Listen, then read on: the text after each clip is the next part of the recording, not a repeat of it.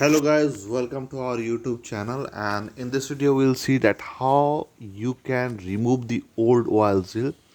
Your engine contains lot of oil seals. The purpose of oil seal that it prevents engine oil from coming outside. So whenever you are removing any oil seal, be careful. Don't scratch the chamber. So here I am using a cloth and see how this old oil seal came outside. Okay, very easy. And yeah, and we have to paint. Actually this is old motorcycle, so here I painted this old chamber, and now I am going to install the new oil seal. You can see.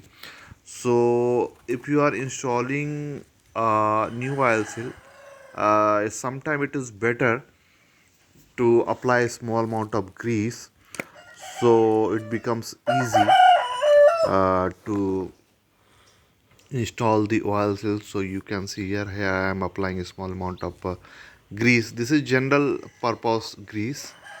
Yeah, and you can see it's very simple, and just use a plastic hammer. Yeah, don't use a metal hammer, otherwise it will uh, leave a mark on the chamber.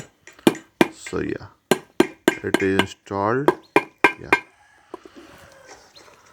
and to secure it, I'm using a proper size socket here.